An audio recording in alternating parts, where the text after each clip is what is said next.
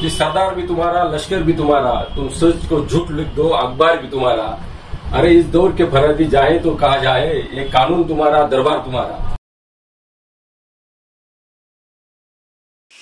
आप देख रहे हैं अब तक न्यूज इंडिया, जो आपको रखे आगे।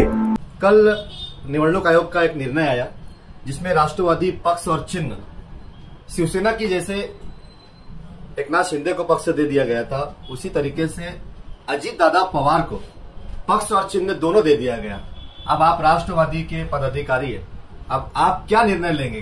क्या शरद पवार के साथ जाएंगे जिनके पास ना कोई पक्ष है ना चिन्ह है, या फिर अजित पवार के साथ? 2 जुलैला तो आम्ही निर्णय घेतलेला आहे आणि 2 जुलै 2023 पासून आम्ही शरदचंद्रजी पवार साहेब यांच्यासोबत आहोत। त्या अगोदरही राष्ट्रवादी काँग्रेस पार्टीची जशी स्थापना झाली ती आदरणीय शरदचंद्रजी पवार साहेबांनी केली आणि शरदचंद्रजी पवार साहेबांचं नेतृत्व बघून आमच्यासारखे छोटे कार्यकर्ते, गाव तळातले, गाव पातळीवरचे पवार साहेबांकडे बघून आम्ही राष्ट्रवादी काँग्रेस पार्टी जॉईन त्या ठिकाणी केलेली आहे। आम्ही अजितदादासोबत कधीही नव्हतो आणि कधीही राहणार नाही। कालच्या निर्णयाचं तुम्ही म्हणाल तर कालचा निर्णय हा अपेक्षित असा निर्णय आहे। नाही, आपण पक्ष सोबत होतो की पवार साहेब सोबत होतो? आम्ही शरदचंद्रजी पवार साहेबांसोबत असणारे कार्यकर्ते आहोत आणि शरदचंद्रजी पवार साहेब म्हणजेच राष्ट्रवादी काँग्रेस पक्ष। हे शंभऱ्या महाराष्ट्रातल्या शंभऱ्या पुरालाही माहित आहे। हे नव्याने सांगण्याची काही गरज आम्हाला वाटत नाही। भले निवडणूक आयोगाचा निकाल काही असू द्या, पण शरद पवार म्हणजे राष्ट्रवादी काँग्रेस पार्टी हे कोणीही सांगू शकतो। मग आता निर्णय काय तुमचा? मालेगाव तालुक्यामध्ये तुम्ही काम कसं काय करणार? आता पक्ष नाही, चिन्ह नाही। असं आहे की आता सध्याची जी वर्तमान परिस्थिती आहे ती वर्तमान परिस्थिती अशी आहे कि सरदार भी तुम्हारा, लश्कर भी तुम्हारा, तुम सच को झूठ लिख दो, अखबार भी तुम्हारा। अरे इस दौर के फरादी जाए तो कहा जाए, ये कानून तुम्हारा, दरबार तुम्हारा, अशी परिस्थिती आहे। आणि या संघर्षामध्ये, या कठीण परिस्थितीमध्ये संघर्ष कसं करायचा याचं बाळकडू पवार साहेबांनी आम्हाला दिलेलं आहे। संघर्षामध्ये आम्ही उभे राहू आणि पार्टी नव्याने उभी करू आणि ही पार्टी परत सत्तेत येईल, कारण साहेब आमच्या सोबत आहे आणि या महाराष्ट्राचा एकच आवाज आहे, तो फक्त शरद पवार साहेब। या पलीकडे दुसरा कोणता आवाज नाही। वाघ साहेब, जोपर्यंत पक्ष निर्माण होत नाही तोपर्यंत आपली भूमिका काय राहणार? मुळामध्ये आपली भूमिका आधीपासून स्पष्ट आहे। आदरणीय पवार साहेब म्हणजेच पक्ष, आणि हे आपल्यासारख्या कार्यकर्त्यांची नाहीये, ही संबंध महाराष्ट्राची, देशाची भूमिका आहे। आता काय होतंय की राष्ट्रवादी पक्षाचं चिन्ह दादांकडे गेलं किंवा शिवसेना शिंदे साहेबांकडे गेले, हे अनपेक्षित गोष्टी। म्हणजे याच्या आधी आपण असले नेते पाहिले की त्यांनी पक्षाशी गद्दारी केली असेल, पण आता असे नेते जन्माला आले की त्यांनी पक्षच दिले। म्हणजे एका बापाला असणारी अवलाद त्याच्या नावावर त्या बापाची प्रॉपर्टी व्हायला पाहिजे। आता हे चुलत लोक, बाजूचे लोक ते प्रॉपर्टी घेऊन राहिले, म्हणजे हा एक लोकशाहीच्या हिशोबाने हा बेकायदेशीर विषय आहे आणि जनतेला ते सगळं काही कळतं आहे। आपल्याला चिन्हाची काही आवश्यकता नाही। आम्ही सत्याबरोबर असताना सत्य म्हणजे आदरणीय शरद पवार साहेब। मग हे जे परिस्थिती महाराष्ट्रामध्ये घडत आहे त्याच्या पाठीमागे कोणी आहे, तुम्हाला काय म्हणतं? त्याच्या पाठीमागे संयुक्त महाराष्ट्राची चळवळ जेव्हा सुरू झाली, तो संयुक्त महाराष्ट्राची चळवळ फक्त एकाच प्रश्नावर होती की मुंबई कोणाची, आणि मुंबई ही महाराष्ट्रांची का गुजरात्यांची, हा त्या ठिकाणी प्रश्न निर्माण झाला। आणि म्हणून त्यावेळेचे तत्कालीन जे उपपंतप्रधान होते मोरारजी देसाई यांनी गोळ्या घातल्या आणि 106 हुतात्मा झाले। त्या 106 हुतात्म्यांच्या हुतात्म्यावर मुंबई ही महाराष्ट्राला भेटलेली आहे। तेव्हापासूनचा आकस आणि राग हा गुजरातीच्या मनात कायम आहे। त्या अगोदरी आपण इतिहासात जाऊ तर इथल्या राष्ट्रनेत्याने छत्रपती शिवाजी महाराजांनी स्वराज्य उभं करण्यासाठी सुरत लुटली, तोही आकाश यांच्या मनामध्ये आहे। आणि म्हणून हे गुजराती जेव्हा केव्हा या देशावर यांनी राज्य केलं, त्यांचा सगळ्यात पहिला डोळा हा महाराष्ट्रावर गेलेला। आणि महाराष्ट्रातल्या ज्या 2 पार्ट्या होत्या, इथल्या मातीतल्या पार्ट्या, एक शिवसेना जो मराठी माणसाचा आवाज बुलंद करणारी सेना, तो बाळासाहेब ठाकरेंनी निर्माण केलेली, आणि दुसरी आदरणीय शरदचंद्रजी पवार साहेबांनी स्थापन केलेला राष्ट्रवादी पक्ष, हा इथल्या काळा मातीतला पक्ष।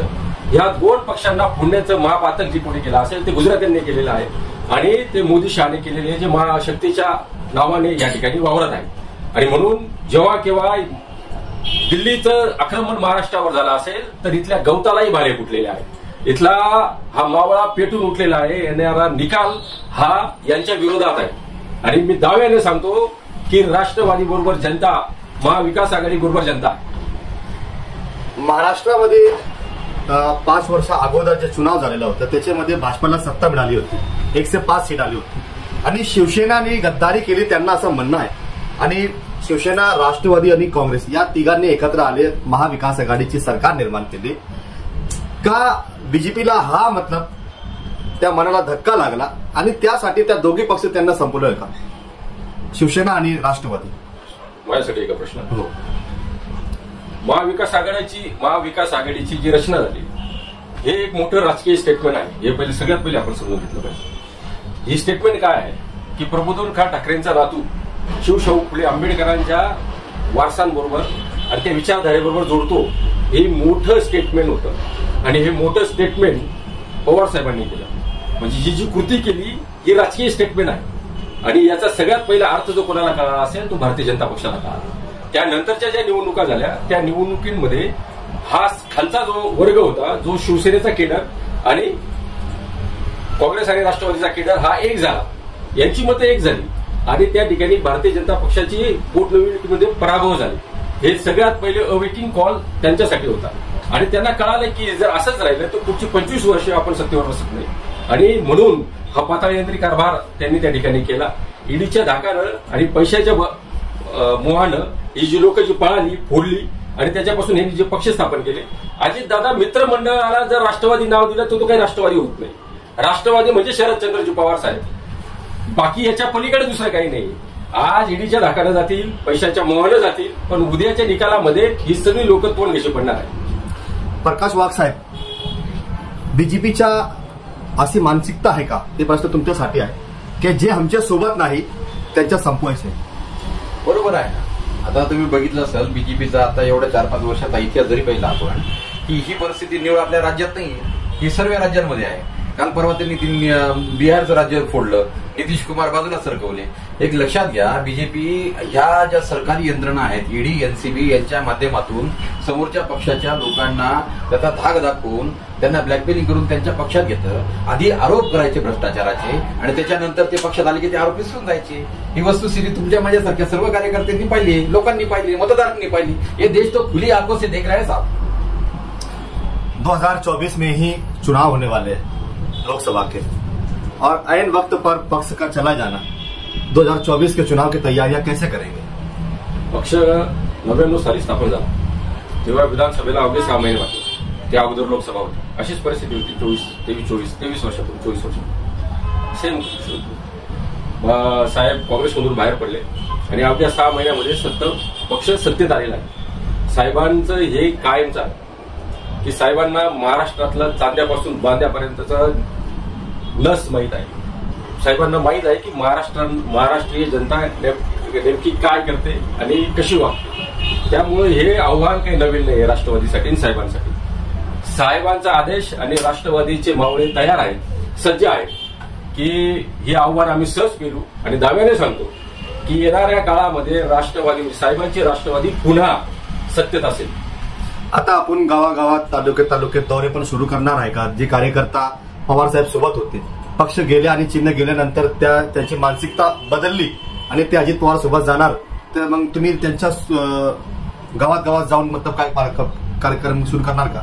मालेगाव तालुक्यामधले असेही अजितदादांसोबत कोणी गेलेले नाही. इथला जो कार्यकर्ता आहे स्थानिक स्तरावरचा आणि तालुका स्तरावरचा, हा साहेबांसोबत एक निष्ठा आहे. कालच्या निकालानंतर इथला कार्यकर्ता ईर्षेने पेटून उठलेला आहे आणि तो अधिक आक्रमकपणे पक्षाचा त्या ठिकाणी प्रचार करतो आहे आणि प्रसार करतो आहे.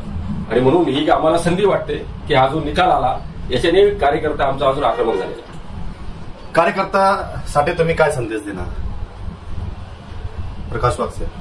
कार्यकर्त्यांच्यासाठी संदेश देण्यासारखं आपल्याकडे मालेगाव तालुक्यामध्ये आणि शहरामध्ये काही आवश्यकता नाहीये. कारण आपला कार्यकर्ता हा ऑलरेडी आधीपासून आदरणीय पवार साहेबांच्या बरोबर आहे आणि पवार साहेब म्हटलं म्हणजे राष्ट्रवादी पक्ष होता. आता ठीक आहे, तुम्हाला एक सांगतो, पक्ष आणि चिन्ह या गोष्टी खूपच काही मायने असतात, काही भाग नसतो. 2014 मध्ये भारतीय जनता पार्टी जरी त्यांचं चिन्ह कमळ असेल पण त्याला मोदी सरकार म्हणतात आणि मोदी की लहर बोलते थे. तो आज भी पवार साहब की लहर है, सोनिया गांधी है, साथ में राहुल गांधी है, साथ में अपने उद्धव साहब ठाकरे, बहुत बड़े बड़े चेहरे हैं. इनके ऊपर हमारा सबका भरोसा है और जनता का भी भरोसा है. आने वाला वक्त समझ में आ जाएगा सबको. महाराष्ट्र में शिवसेना के 2 हिस्से हो गए, राष्ट्रवादी के 2 हिस्से हो गए। कांग्रेस अपनी जगह पर ठाम है, मजबूत है। क्या राहुल गांधी को एक मजबूत नेता माना जा सकता है कि उनकी जो राजनीतिक सोच है और उन्होंने जिस तरीके से भारत भर के दौरे शुरू किए और पक्ष को मजबूत मतलब बनाया है, तो इससे महाराष्ट्र की कांग्रेस सेफ है, मजबूत है, जिसमें 2 हिस्से नहीं हो पाए? क्या इसका रीजन, इसका कारण राहुल गांधी की भारत भर में जोड़ो यात्रा, न्याय यात्रा, इसका एक बेस बन सकती है? राहुल गांधी हे काँग्रेसचं खरं आणि इथले मातीतले नेतृत्व आहे. राहुल गांधींची भारत जोडो यात्रा, न्याय यात्रा याच्या पलीकडेही राहुल गांधी हे काय नेतृत्व आहे हे त्या काळच्या युपीएच्या काळात आपण काही निर्णयांकडे जर बघितलं तर ते आपल्या लक्षात येईल. ज्या निर्णयाला पंतप्रधान मोदी हे काँग्रेसचं थडगं म्हणायचे, ते मरेगा, ते जे आणलं ते राहुल गांधींच्या टीमने आणलं. हे गोष्ट आपण आज समजून घेणं गरजेचं आहे. आज जे चित्र उभं राहिलेलं आहे या संपूर्ण देशामध्ये, जो विरोधकाचा जो बुलंद आवाज आहे तो आवाज राहुल गांधीच्या रूपाने आपल्याला त्या ठिकाणी दिसतोय. आज जी मोजकी लोक या मोदी सरकारच्या विरोधात बोलतायत आणि धैर्याने बोलतायत, लढतायत, त्यात राहुल गांधी हे अग्रक्रमाने नाव येतं. त्यांची यात्रा सुरू झाली, त्या यात्रेचा काही काळ आम्ही घटक होतो. त्यांच्या यात्रेला जनसागर लोटला जातो. त्यांना बघण्यासाठी, त्यांना ऐकण्यासाठी, त्यांच्याशी संवाद साधण्यासाठी इथली तरुणाई, इथले आबालवृद्ध त्यांच्या यात्रेमध्ये सामील होतात. ती यात्रा राहत नाही, तो महासागर होतं. मालेगावात ती यात्रा कदाचित येईल, त्या निमित्ताने आपण तो बघू. त्यांच्या यात्रेमध्ये किमान 50,000 लोक असतात आणि या भारताचं नेतृत्व आणि उद्याचं भविष्य हे निशंकपणे राहुल गांधी आहे. त्यांची ऊर्जा आणि त्यांच्याकडे बघितल्यानंतर प्रेरणा मिळते, लढण्याची उर्मी तयार होते, लढण्याची ऊर्जा होते, हे निसंशय खरे आहे.